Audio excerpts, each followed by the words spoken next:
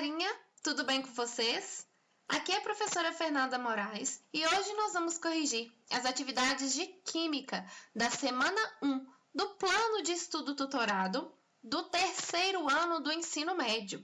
Lembrando, galera, que agora estamos corrigindo as atividades do volume 3 desse material que foi fornecido pela Secretaria de Educação do Estado de Minas Gerais. Lembrando, gente, que tem muitas pessoas assistindo aos vídeos sem ser inscrito no canal. Então, peço que se inscrevam, que deem um like nesse vídeo se gostarem da explicação e que me ajude na divulgação do canal. Então, bora para a correção. Atividade 1. Quais dos compostos abaixo podem ser classificados como álcoois? Justifique sua resposta. Então, temos que buscar as estruturas dos compostos que representam a função álcool. Antes da gente analisar o que é uma função álcool ou não, primeiro vamos destacar quais são os grupos funcionais presentes nos compostos de 1 a 4. Ou seja, o que a gente vai analisar, Fernanda? Tudo que não seja carbono e hidrogênio. Então, a gente analisa nesse composto 1, a gente observa que tem um OH, beleza. Nesse composto 2, a gente observa que tem uma dupla ligação entre o carbono e o oxigênio, e esse carbono também faz uma ligação simples com o hidrogênio. No composto 3, a gente também observa as hidroxilas, que é o OH. E também observamos esse grupo funcional, que é C-O, e também esse carbono ligado a um hidrogênio. E nesse composto 4, a gente observa que tem-se um carbono ligado por uma dupla ligação a um oxigênio e também ligado a uma simples ligação a um OH. Então, depois da gente destacar tudo que é diferente de carbono e hidrogênio, a gente agora vai classificar quais grupos funcionais são esses, para assim a gente identificar quais são os álcoois. Primeiro, vamos relembrar a classificação da função orgânica álcool. Álcoois são compostos que possuem como grupo funcional a hidroxila, que é o OH, ligada diretamente a um carbono saturado. O que é carbono saturado, gente? Carbono que só faz ligação simples. Então, o que isso quer dizer traduzindo? A hidroxila, o OH, tem que estar ligado num carbono que só faça ligação simples. Então, não pode ser carbono que tenha ligação dupla para ser um álcool.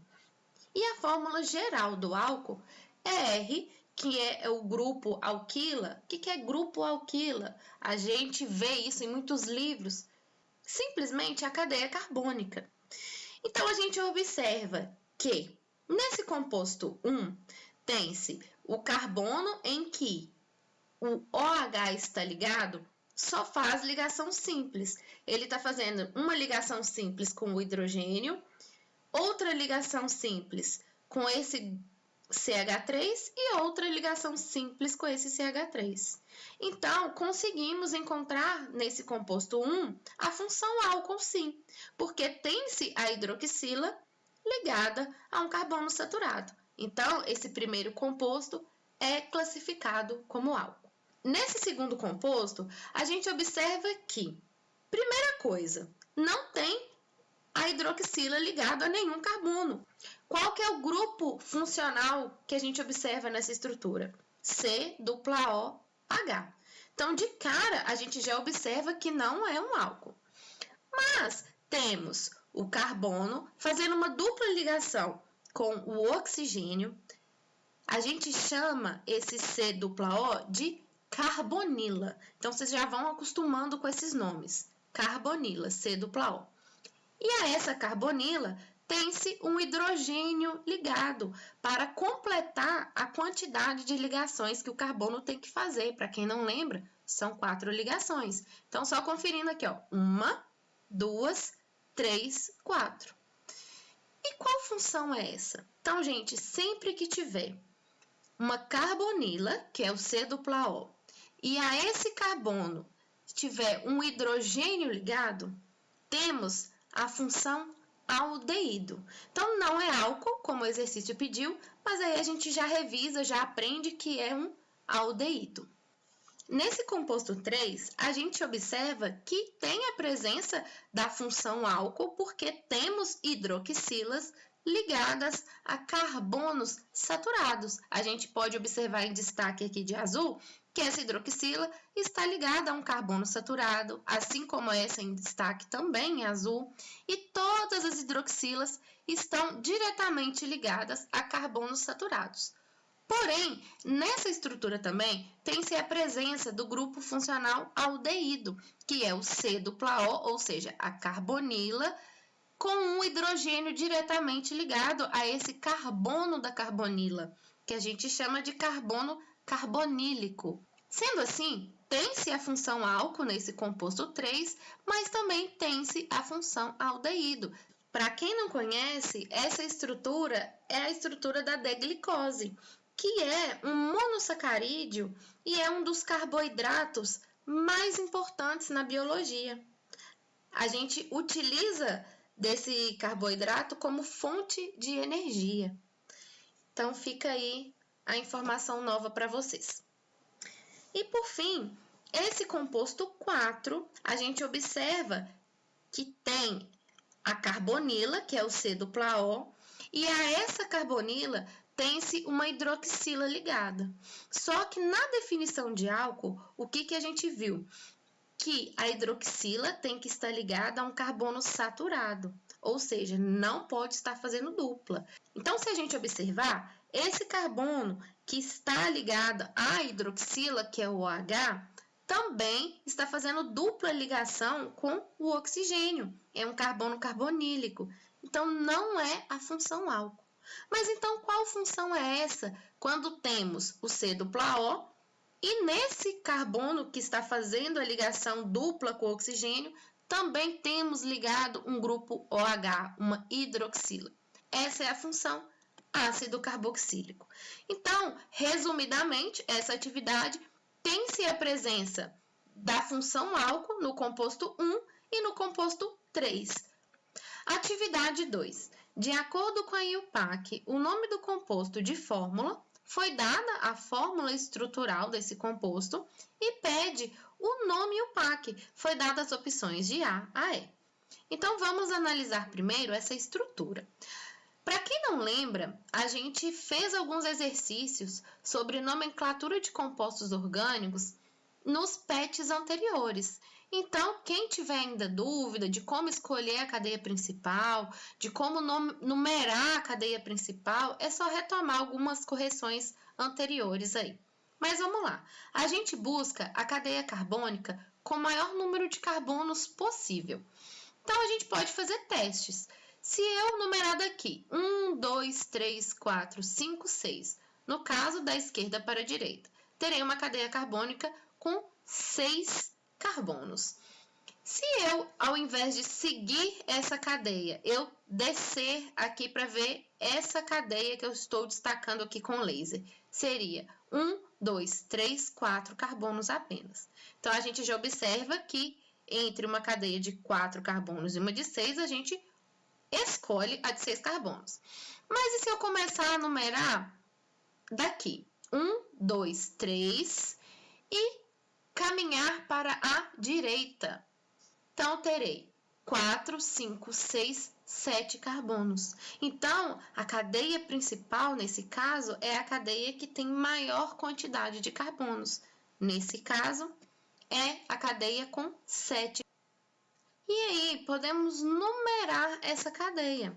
Como que a gente faz a numeração? Escolhemos uma das extremidades para começar a numerar essa cadeia carbônica aí. E aí a gente vê 1, 2, 3, 4, 5, 6, 7 carbonos. O que a gente observa também?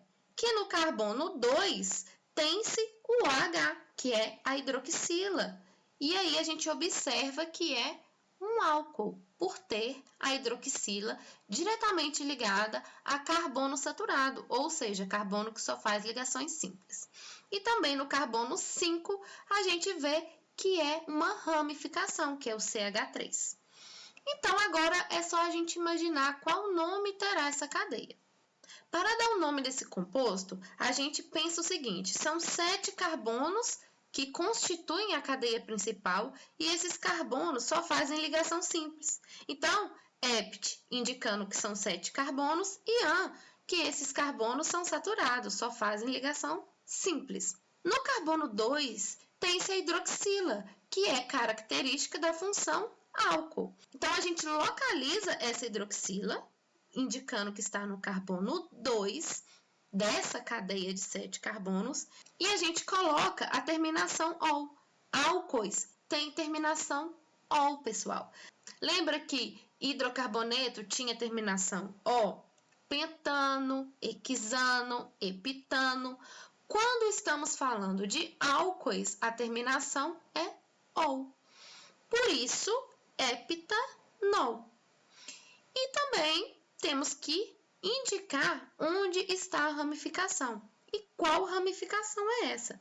A gente sabe que quando é apenas um carbono, o prefixo é met. E como é uma ramificação, a terminação é il. E essa ramificação metil se encontra ligada ao carbono 5. Então, a gente coloca 5-metil. Seria uma das nomenclaturas que a gente poderia obter. Também podemos começar a numerar da outra extremidade, para vocês analisarem qual será a nomenclatura e o PAC. Agora vamos começar no sentido contrário. E aí o que a gente observa? Que também são 7 carbonos, então hept, são carbonos também fazendo apenas ligações simples, então são saturados, por isso o an. Porém, agora, observando a numeração em vermelho, a gente percebe que o grupo OH, ou seja, a hidroxila característica da função álcool, está ligada ao carbono 6. Então, agora será 6-ol, a terminação, hepta 6-ol. E a gente também observa que nessa numeração, a ramificação agora está no carbono 3. Então, seria 3-metil hepta 6-ol. E aí vocês me perguntam, tá bom, pode ser os dois nomes? Não, não pode ser os dois nomes. A gente busca pela menor numeração possível do carbono que se encontra ligado à função álcool, que é a hidroxila. Nesse caso, a numeração em verde, a hidroxila está ligada ao carbono 2. E a numeração em vermelho, a hidroxila está ligada ao carbono 6. Sendo assim, a nomenclatura IUPAC é a nomenclatura que está numerada em verde. Por quê? Porque a função álcool tem a menor numeração possível. Diante disso, a gente encontrou a nossa resposta, que é a letra E, 5-metil hepta 2-ol.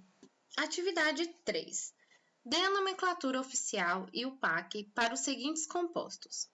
E aí nos deu a estrutura desses compostos, de A a D. Então, vamos analisar inicialmente. A gente observa que são compostos em que há o grupo funcional OH. Então, são álcoois. Qual é a terminação da nomenclatura de álcool? A terminação é ol. Então, todos esses compostos terão que terminar com ol.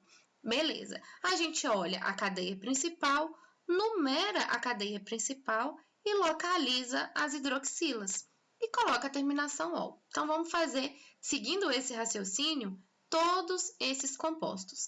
Lembrando, pessoal, que a gente utiliza as mesmas regras de nomenclatura dos alcanos. Então, a gente pode observar o seguinte. Na letra A, escolhemos a cadeia principal, numeramos a cadeia principal. A nossa cadeia principal tem 3 carbonos. Esses carbonos só fazem ligações simples e nessa cadeia principal temos apenas carbonos e hidrogênios. Então, vamos lá. A cadeia principal é derivada do propano. Logo, para quem não lembra, prop, 3 carbonos, an, carbonos fazendo ligações simples entre si, e O, por ter apenas carbono e hidrogênio. Nesse caso, só falta a gente localizar as 3 hidroxilas. A gente observa que uma hidroxila se encontra no carbono 1, outra no carbono 2 e outra hidroxila no carbono 3. E a gente também percebe que são 3 hidroxilas. Quando há repetição de 3 grupos funcionais iguais ou de 3 ramificações iguais, vocês devem lembrar que a gente utilizava o prefixo tri. Então, nesse caso, esse álcool aqui é um triol, porque tem 3 hidroxilas. Então, seria propano 1, 2, 3, triol. Seguindo esse mesmo raciocínio, a gente faz a letra B. Cadeia principal de apenas 2 carbonos. Então, é derivado do etano. E temos 2 hidroxilas. Se na letra A são 3 hidroxilas e é um triol, na letra B são 2 hidroxilas. Então, o prefixo é di, será um diol. E onde estão essas hidroxilas? No carbono 1 e no carbono 2. Então, será o etano 1,2-diol. Na letra C, a gente também faz e segue o mesmo raciocínio. A gente observa o seguinte, que são 3 carbonos. Então, é derivado do propano. E outra coisa, a gente observa que é um álcool. Então, a terminação será ol. Mas também a gente vê que teremos aí uma ramificação, que é essa metila aqui fora da cadeia principal. Então, inicialmente, a gente numera e a gente vê que são 3 carbonos, por isso, prop. E que são apenas ligações simples entre esses carbonos, por isso, o an. Em seguida, o que a gente observa? Que no carbono 2 tem-se o grupo funcional de álcool, por isso, 2-ol é a terminação dessa estrutura. E aí só falta a gente localizar a ramificação, que nesse caso é o metil, porque é apenas um carbono e como é ramificação, terminação il. Met, um carbono, il, ramificação. Então, onde está essa ramificação? Também no carbono 2. Por isso, o nome dessa estrutura é 2-metil-propano-2-ol. E por fim, letra D. Como vocês podem observar aí, a letra D e a letra C são muito parecidas. A diferença entre elas é a ausência da ramificação na letra D. Então, a gente faz do mesmo jeito. Escolhe a cadeia principal, numera essa cadeia principal, a gente sabe que é propan, porque são 3 carbonos, e fazendo somente ligações simples. E no carbono 2 tem-se a hidroxila. Assim, a nomenclatura dessa estrutura é propan-2-ol. Atividade 4. Retorne ao texto 2 e responda: o etanol é um combustível ecologicamente correto? Construa um parágrafo justificando seus argumentos.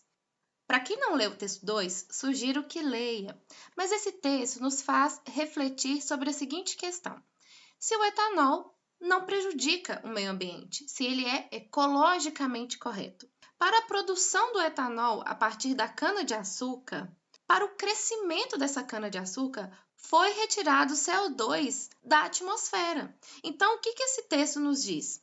Que, basicamente, se a gente for observar somente a produção do etanol, a gente pode pensar em concluir que o ciclo desse álcool é fechado. Por quê? Porque esse combustível não causaria nenhum efeito estufa, uma vez que, ao queimar esse combustível, estaríamos devolvendo à atmosfera quantidade de carbono, de CO2, que foi retirada durante o crescimento da cana-de-açúcar. Porém, a gente tem que pensar o seguinte: para produzir álcool, é preciso, além da produção da cana-de-açúcar, é preciso acionar uma indústria complexa, que consome fertilizantes, utiliza máquinas agrícolas, exige transporte de materiais, usa energia nas usinas.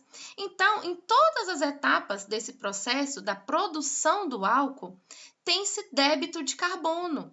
O plantio de cana-de-açúcar pode provocar, de alguma forma, o desmatamento das florestas nativas.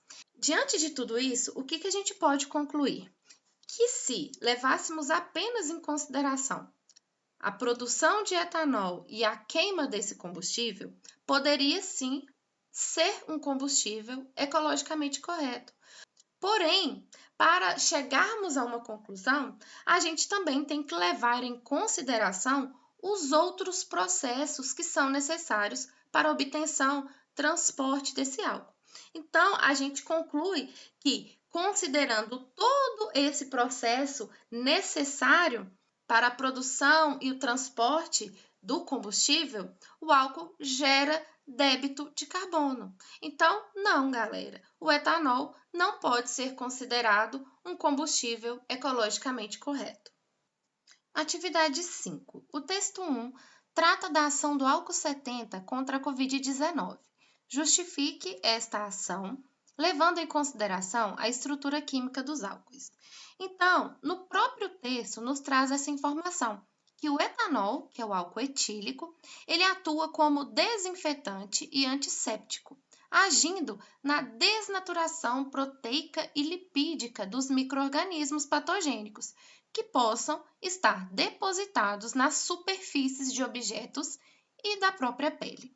Então, a estrutura do álcool é a seguinte: CH3, CH2OH. Lembrando que é o etanol, então são dois carbonos fazendo ligações simples entre si, e a terminação -ol, mostrando a presença da hidroxila, que é a característica da função álcool. Então, o que a gente pode observar sobre a estrutura do álcool?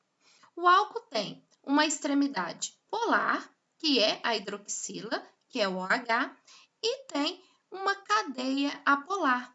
Essa cadeia apolar é a cadeia responsável pela desnaturação proteica e lipídica desses micro-organismos. Basicamente, acontece da mesma forma quando utilizamos sabão. Na correção da semana 4 do PET volume 2, eu trouxe a explicação da ação do sabão no coronavírus, nos vírus, nesses micro-organismos. Mas é basicamente a mesma coisa. Por quê?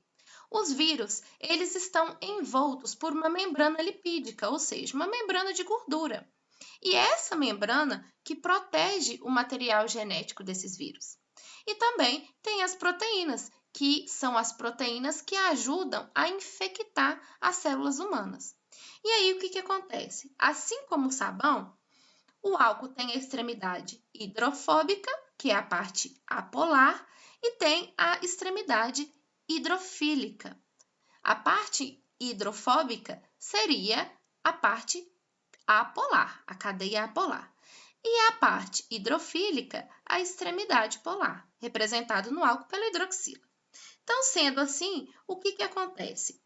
Acontece a interação da cadeia apolar com a parte lipídica desses micro-organismos. E isso faz com que a célula se quebre. A gente chama de lise celular.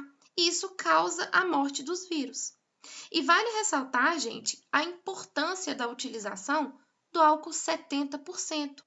Para quem não lembra, por que ser álcool 70, o que isso significa? Quer dizer o seguinte: a cada 100 mililitros de solução, 70 mililitros seria álcool e 30 mililitros água. E é essa a concentração indicada pela Organização Mundial da Saúde. Por quê? Porque nessa concentração de 70%, o produto, a solução alcoólica, tem a quantidade exata de água que facilita a entrada do álcool no interior dos micro-organismos. A água retarda a evaporação do álcool, faz com que o álcool não evapore tão rapidamente. E aí, essa quantidade de tempo maior que o álcool fica em contato com o vírus permite uma maior penetração do álcool no interior do micro-organismo, levando à sua destruição. Os álcoois, gente, de concentração superior a 70%, eles vão desidratar esses micro-organismos, mas o tempo de contato não será suficiente para matar esses vírus. E álcoois com concentrações inferiores a 70% também não conseguirão ser eficazes na desnaturação proteica e lipídica desses micro-organismos. Então é isso, gente. Lembrando que álcool é indicado quando estamos fora de casa. Se estamos dentro de casa, água e sabão vai nos proteger.